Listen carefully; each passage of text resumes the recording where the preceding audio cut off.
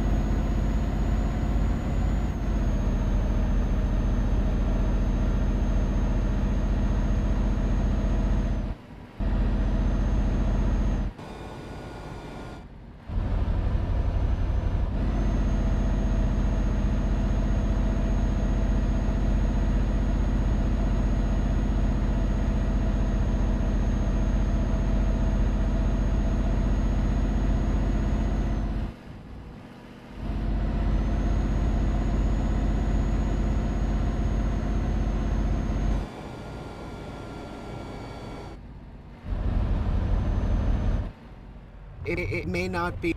Or not. That's full of joy, that one. What a story. Nat in Halifax, thank you very much. You brought some joy, literally, to our worlds. We're grateful to you for that. Mandy is in Whitefield. Hello, Mandy. How are you? Hello, Mark Dalton. Hopefully you're okay. Yeah, everybody's Morning. fine. Thank you very much. Yeah, Mark, as you can hear, is with us as well. And you're about to choose a tune that he is going to approve of. And so am I. Okay.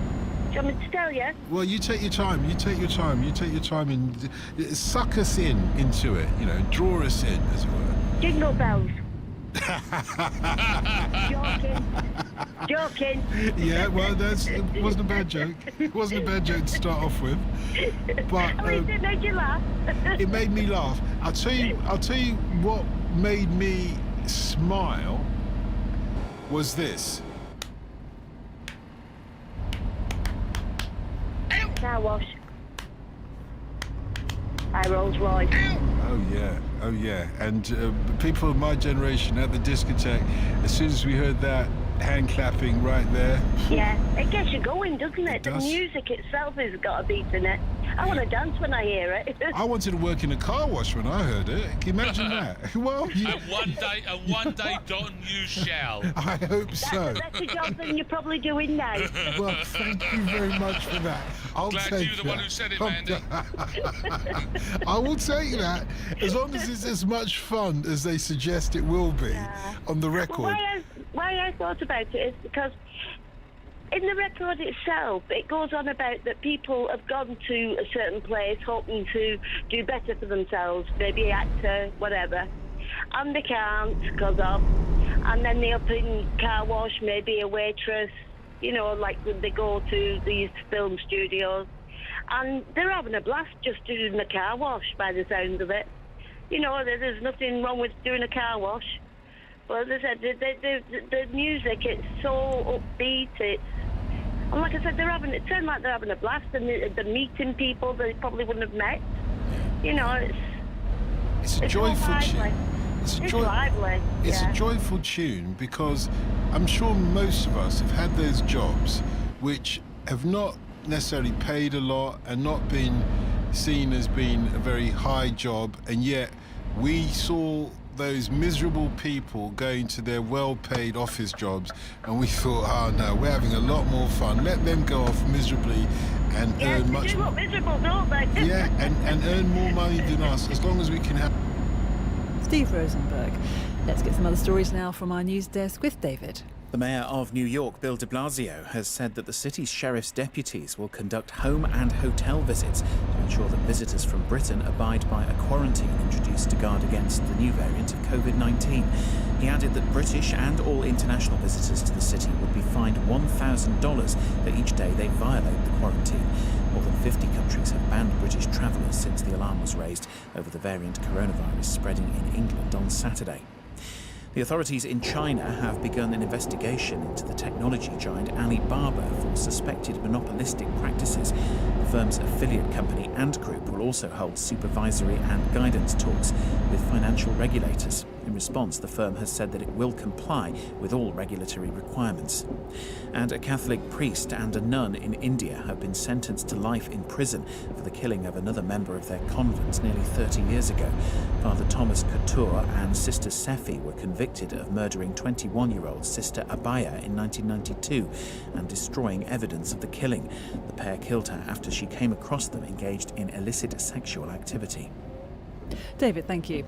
Time now for the sports news with Paul Serres. Manchester United beat Everton in the quarter-final of the League Cup to set up a semi-final against Manchester City, while Spurs are also into the last four of the competition after beating Stoke 3-1.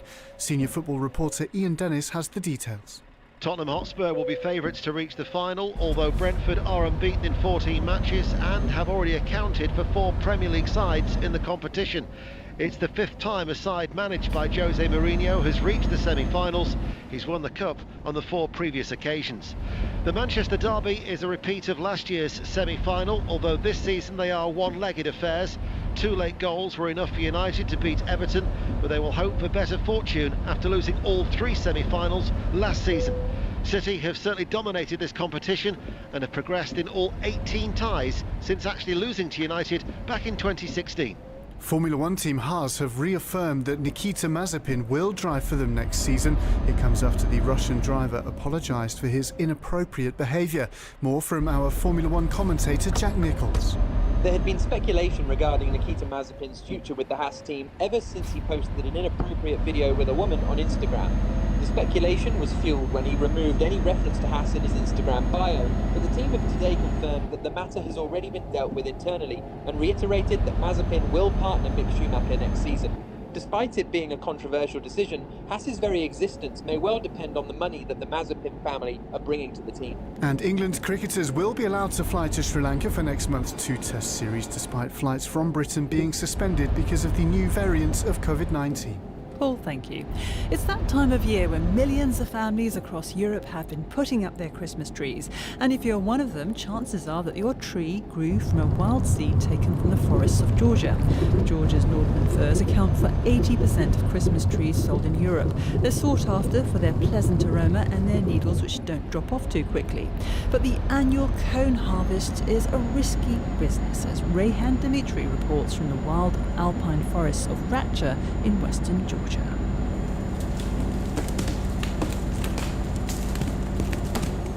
This is the sound of fir tree cones being dropped from the height of at least 25-30 meters.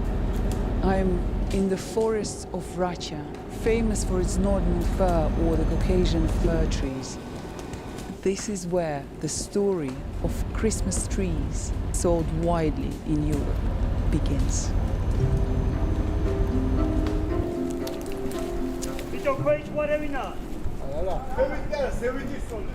25-year-old Jeko has climbed to the top of an enormous fir tree.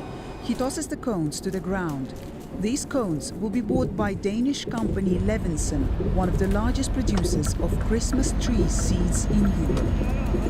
Jeko has harnessed himself to the treetop, freeing up both his hands to pick the cones, but he climbs without a safety rope.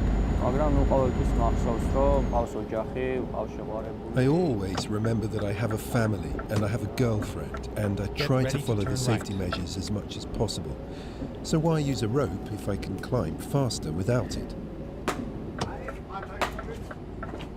In a village nearby, Tenko Donadze stands with his walking stick while his son chops firewood. Tenko used to be a seasonal cone picker until his accident last year. The branch betrayed me. I fell. I grasped for another branch. It also broke, and I fell about 10 meters. I survived by the grace of God. But seasonal cone pickers make good money by Georgian standards. Back in the forest, Jeko's friend Levan Hasaya says the team gets paid about $50 per kilo. You're out of breath. Yeah. I'm just collecting, but it's also not easy because you're collecting around 600 kgs per day, and we will work maybe 10 days, and per person maybe 600 euros or 500 euros. In the situation in our country, the situation we have, it's good income. But it's quite risky still. Yeah, risky, of course, risky. Yeah, it's a risky, but life is risky. The risks are minimal, says Levinson's harvest manager Stefan Haviland, if climbers follow the rules. Every year doing our utmost to train our cone pickers, to provide them with the best equipment, to secure them. Those that may use the equipment in the wrong way, well, they are simply asked to leave. The seeds from the cones collected this season will eventually grow into Christmas trees in commercial plantations in Europe in 10 to 12 years' time. It's a multi-billion-dollar business, and for the Georgian harvesters, there are risks involved. But it's a vital source of income in the land where Christmas trees grow wild. That report by Rayhan Dimitri brings us to the end of this edition of the Newsroom. Thanks very much for listening. Next on the BBC World Service, we're on assignment. And then in 30 minutes, it's Outlook. It's day 3 of the BBC Inspirations Awards, and we're celebrating the courage of a Texan woman whose lover knowingly infected her and many others with HIV. She wouldn't rest until she put him behind bars. Diane Reeve on Outlook. At HGMT, we ask, are we getting closer to a protein revolution in medicine? The COVID virus has about 28 proteins that it codes for. Those proteins reproduce the virus. They also generate our immune system to respond to them. At 9:30 GMT, we look at superstitions and food. So farmers would scatter broken eggs onto their fields hoping they would bring forth an abundant crop. And my mother-in-law, for instance, still puts crushed eggshells into her plant pots. That's all still to come here on the BBC World Service. Welcome to Assignment on the BBC World Service. I'm Linda Presley, and this week's story is about a shipwreck. Nearly 6 years ago, an old fishing boat overloaded with refugees and migrants left Libya bound for Italy. On a moonless night in the Mediterranean Sea, it sank. More than 1,000 drowned. But those who died aren't forgotten. Families from across Africa are waiting for news from a unique project aimed at identifying the people who were travelling on that ill-fated voyage. That's Assignment after the news. BBC News with David Harper. President Trump has pardoned 2 key allies who were jailed for lying to the FBI during the investigation into Russian interference in the 2016 US election. His former campaign manager Paul Manafort and his long-term advisor Roger Stone were among the 26 people granted clemency by the president in his final days in office. Mr. Trump has also vetoed a $740 billion defense bill, describing it as a gift to Russia and China. The US Congress is likely to hold a vote next week to override the decision. British and European negotiators are working through the night in Brussels to finalise a post-Brexit trade deal. An announcement is expected on Thursday morning. Chinese regulators are investigating the e-commerce giant Alibaba for what they call suspected monopolistic practices. They've also summoned the financial tech firm Ant Group to a meeting. The 2 huge companies were founded by the Chinese billionaire Jack Ma. He's largely disappeared from public view since Ant Group was forced to suspend its stock market flotation last month. Argentina has granted emergency approval for the Russian coronavirus vaccine Sputnik V. It's the first country outside Russia and Belarus to do so. In Brazil, researchers say a Chinese vaccine has passed the 50% efficacy required for use.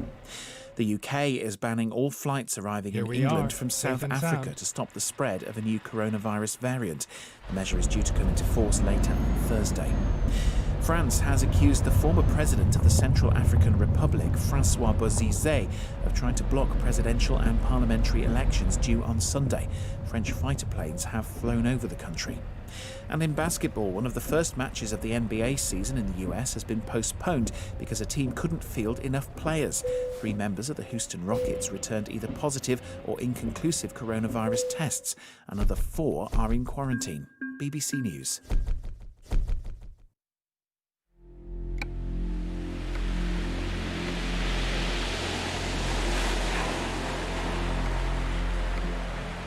It's Saturday, April the 18th,